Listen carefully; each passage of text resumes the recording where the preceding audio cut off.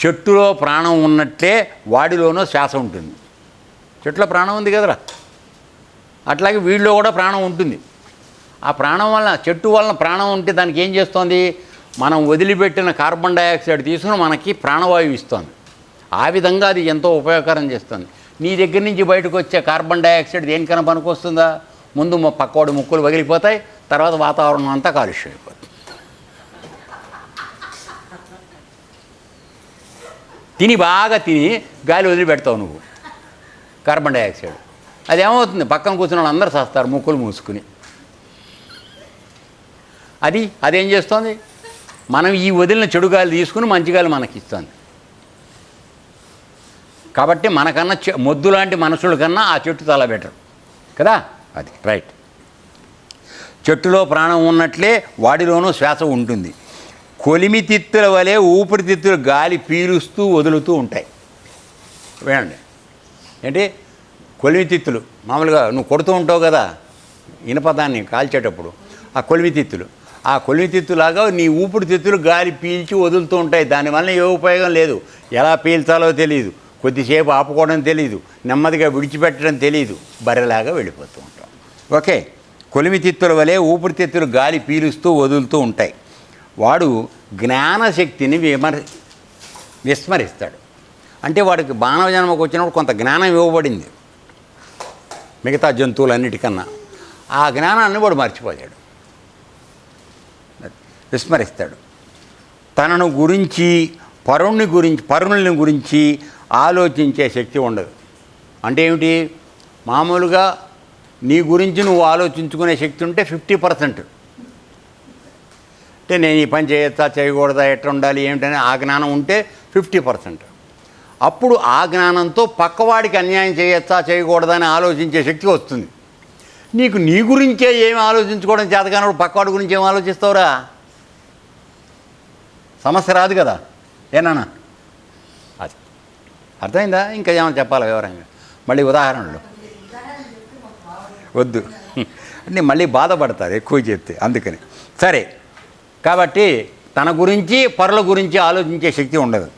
అన్ని విధాల ఆత్మవంచితుడై, అంటే తనలో ఉన్నటువంటి ఆత్మని గురించి ఏ విధమైన జ్ఞానం లేకుండా ఒక వంచింపబడిన వాడులాగా, అంటే మోసపోయిన వాళ్ళలాగా జీవంతో మాత్రం బ్రతుకుతూ ఉంటాడు.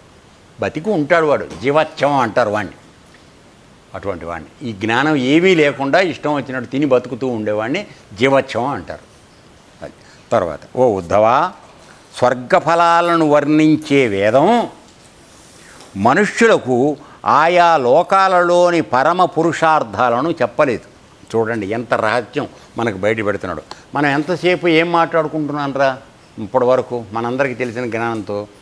ఇక్కడ యజ్ఞాలు యాగాలు చేసి ఏంటి స్వర్గానికి వెడితే అక్కడ అమృతం తాగొచ్చు, తర్వాత రంభ మేనక తిలోత్తమల దగ్గర ఉండొచ్చు అని చెప్పి అనుకుంటూ ఉన్నాం. మనందరి ఉద్దేశం అదే కదా, దానికోసమే అక్కడికి వెళ్ళేది. ఇదివరకు అట్లా. ఇప్పుడు మన అసలు ఇప్పుడు యజ్ఞం చేసే ఓపికలు కూడా మనకు లేదు, అది వేరే సంగతి. ఓకే, వాళ్ళు ఫ్యూచర్కి ఆలోచించి చేసుకున్నారు చచ్చిపోగానే అక్కడికి వెడదామని బోళ్ళు యజ్ఞాలు డబ్బులు ఖర్చు పెట్టి. ఇప్పుడు అసలు మనం డబ్బు ఖర్చు పెట్టే మనకి చేత కాదు కదా, వేలు కనపడిందల్లా లోపల వేయటమే పని, అంతకు తప్పితే పైస తీయడం అనేది ఎరగను మనం. మన జన్మ అటువంటిది, దాన్ని మనం ఏం చేస్తాం? సరే ఓకే. సో ఆయా లోకాలోని పరమ పురుషార్థాలను చెప్పలేదు. వేదం వర్ణించింది, ఈ యజ్ఞం చెయ్యి నువ్వు స్వర్గానికి వెడతావు, ఈ యజ్ఞం చెయ్యి నీ కొడుకులు పుడతారు, ఈ యజ్ఞం చెయ్యి రాజ్యాన్ని సంపాదించు. ఇట్లా నీకు అన్ని రకాలైనటువంటి ఉపకరణాలన్నీ కూడా నీకు ఇవ్వబడినాయి కర్మకాండలు వేదంలో.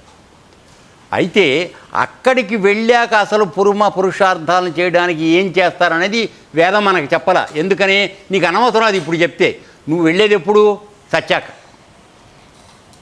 సత్యాకు వెళ్ళేదానికి ఇప్పుడు చెప్పి ఉపయోగం ఏంటి నీకు? సత్యాకు నువ్వే వెళ్ళాక తెలుసుకుంటావు అక్కడ ఏమేమి చేయిస్తారో. నీకు చాలాసార్లు చెప్పాను ఒక కథ. ఇక్కడంతా వేదం చదువుకున్నాడు బ్రహ్మాండంగా, విష్ణు సహస్రనామం పారాయణ 1000 సార్లు చేశాడు, స్వర్గానికి వెళ్ళాడు. ఇంద్రుడు స్వయంగా మీకు చెప్పాను ఈ కథ, మొన్న మధ్య చెప్పాను. వచ్చేసి ఎన్నాళ్ళైనా భోజనం పెడతలే, వీడు కోపం మధ్య తిట్టడం మొదలెట్టాడు. కనకాయ భోజనం పెట్టి రమ్మని చెప్పి పిలిచి భోజనం పెట్టవా అని. అంటే కరెక్టరా, నువ్వు వేదం చదివావు కానీ మరి ఎవరికే అన్నం పెట్టలేదు ఎప్పుడు చేత్తో, అందుకని చెప్పి నీకు ఇదే ఉందని చెప్పాడు. అందువలన అక్కడ కర్మకాండల పురుషార్థాలకు ఏముంటాయో మనకు చెప్పలేదు. ఎందుకని? అవి ఇప్పుడు నీకు అప్రస్తుతం. అని దానికి మామూలుగా ఏం చెప్తామంటే పై తరగతిలో చెప్పబడుతుంది అని చెప్తాం. మొట్టమొదటి పిల్లవాడికి అక్షరాభ్యాసం చేస్తావు, ఆ ఆ ఈ ఇవి నేర్పుతావు, అంతే కదా.